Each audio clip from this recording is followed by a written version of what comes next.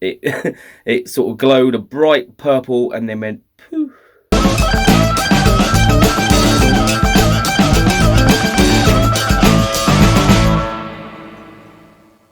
Welcome back to the channel. If you're new to the channel, then welcome to the channel. I was going to go busking today, but it is freezing out there, so I'm not going to do it. My chest is feeling a little bit tight today. I went busking yesterday, my throat's feeling a little bit tight as well, and it was freezing yesterday, so although I need the money, I'm going to stay in and I'm going to have a look at my Amp Maker Plexi 18 watt and see if I can get it going again. This is the amp here. It's an 18 watt Plexi style amp. It's got a high and low input, it's got volume and tone. It does have an attenuator which isn't rigged up to it because for some reason the guy I paid to put it in couldn't get it to work. It kept blowing the transformer, so I just said leave it alone, we won't have it. So the knob's there but it doesn't do anything. The problem with this amp is it developed like an intermittent crackle, and it sort of goes up in volume then drops down in volume. It has done it before, and it was just a dry solder joint, so all I'm going to do is I'm going to go through and I'm going to reflow the solder joints and see if that solves it. If it doesn't solve it, then I will probably not investigate any further myself because I don't want to die, and I'll get it to a technician as soon as I can afford to. What this does, of course, is it gives you a look inside so you can see all the components and stuff if you're interested in this kind of thing. So here's a look inside. You can see it's all point-to-point wiring. And what I've done in the past is I've just reflowed the solder joints and it's come back to life again and been okay for years, and then it started doing the same thing again. I know it's not the valves are new. Other than that, I mean, it's really beyond me. I mean, I could figure out how to test it all, but I'd rather not. This amp's been sitting a long time, and you should discharge the caps.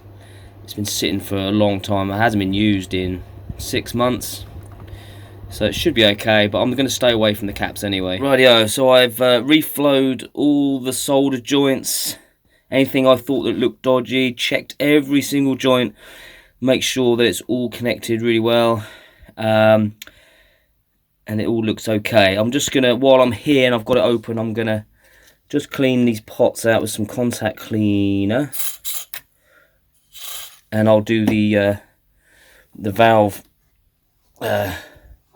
seats as well, like so.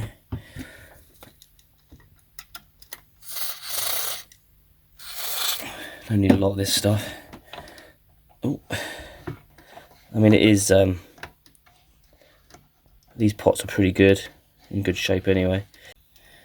It's the same thing, just pop the valve out. God, that's tight. Squeeze a little in there, and then reseat the valve a couple of times.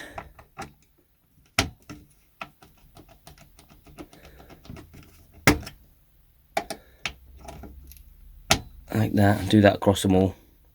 I'm also going to make sure that these are all tight. These can work loose sometimes, and it can cause vibrations, so I'll just tighten them up nice. Not too tight, but so they're tight.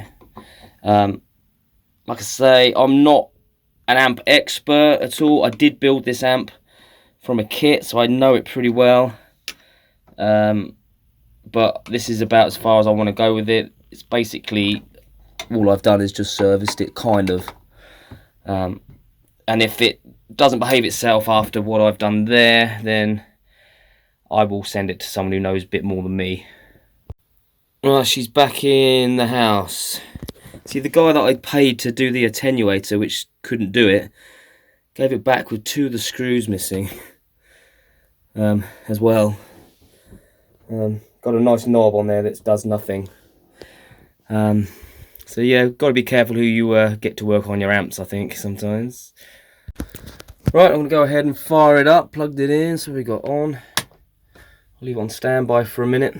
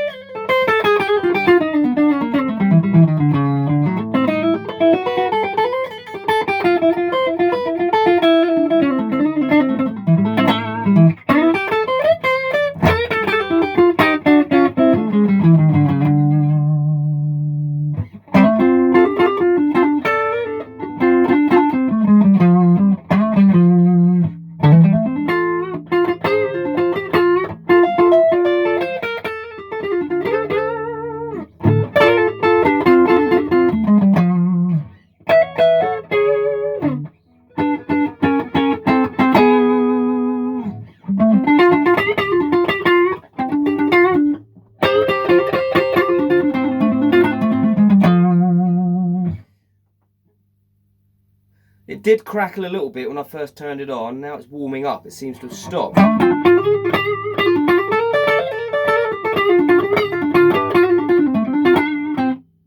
There's a rattle somewhere.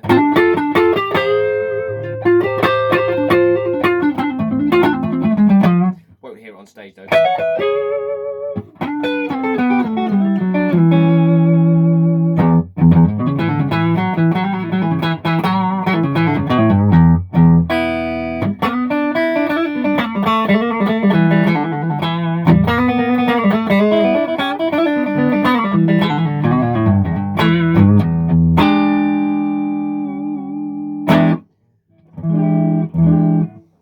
Turn it up a bit.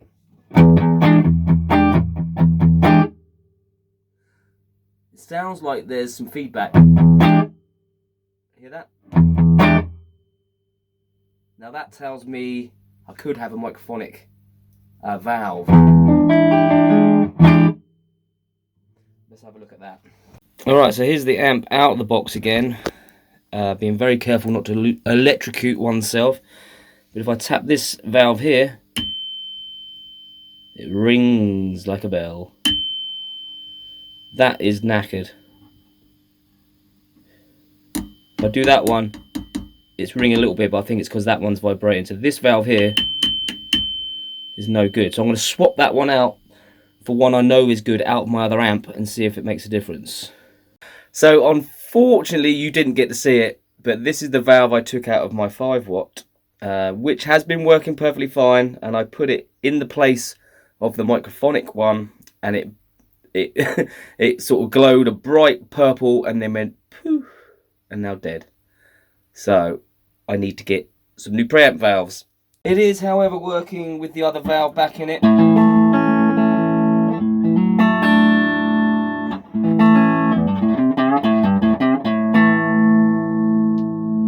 So I reckon doing the reflow on the solder joints has helped a bit, but we've also discovered that there you go, has had it, so we need to replace that, and I think it'll be alright after that. Oh, it's pretty cool. It's all working nicely now, actually. It's just got that Microphonic preamp valve in there, but at the moment it's working. It's not cutting out in power or anything like that, so I'm just going to run through some sounds. So this is on the low input, so this is input number 1.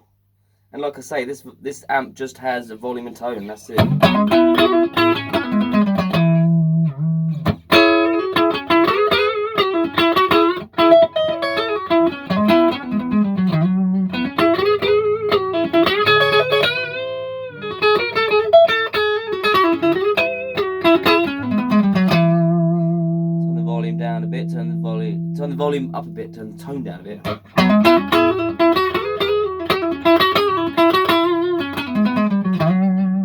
But it really comes alive when you put it in the input 2.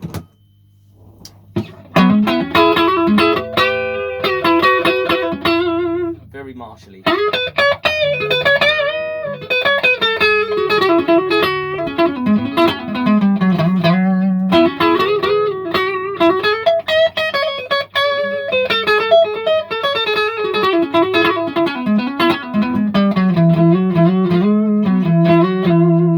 So let's have a quick look at the specs on this amp. It is from Amp Maker. I will leave a link in the description. You can check out the other amp I have of his, which is also a kit guitar. It's my 5-watt, which I use quite regularly. You can see that here. So this particular one is the 18-watt Plexi, which he doesn't sell anymore. Which is handy, but in its place there is the 18-watt vintage Plexi, which you can see now.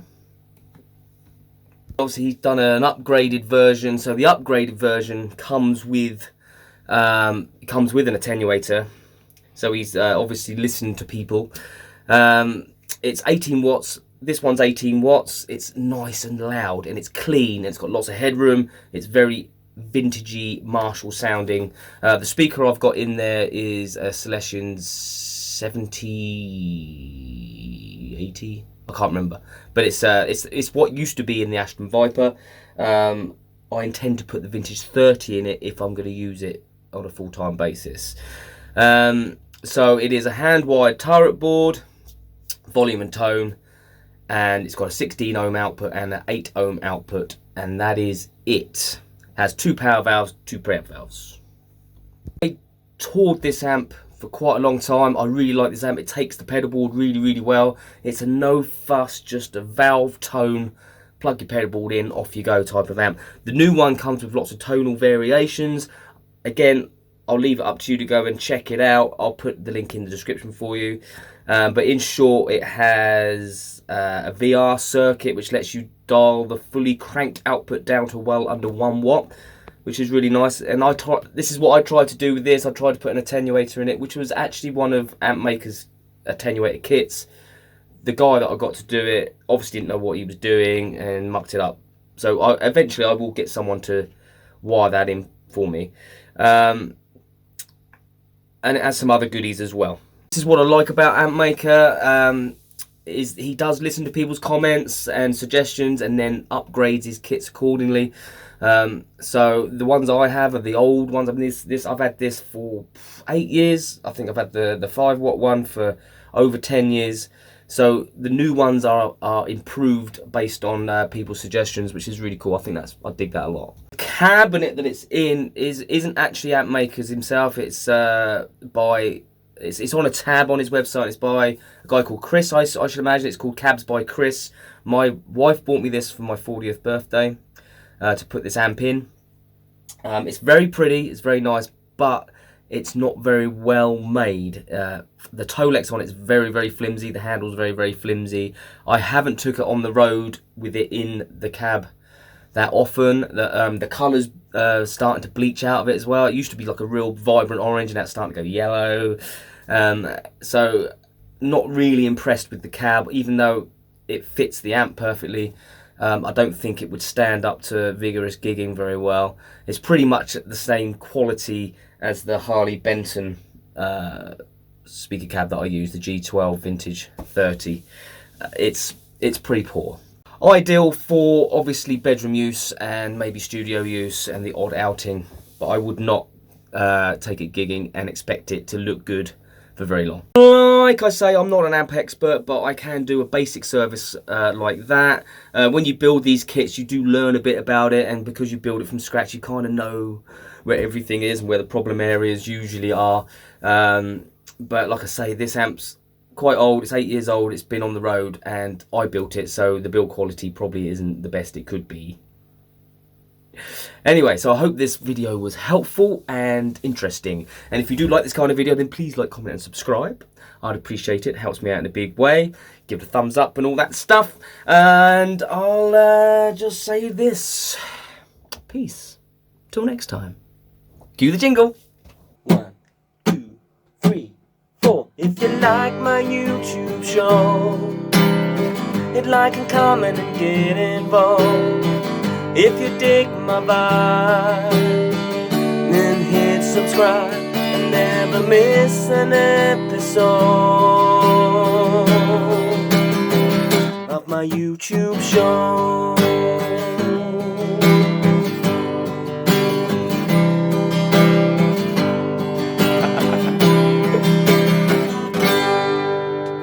Peace. Till next time.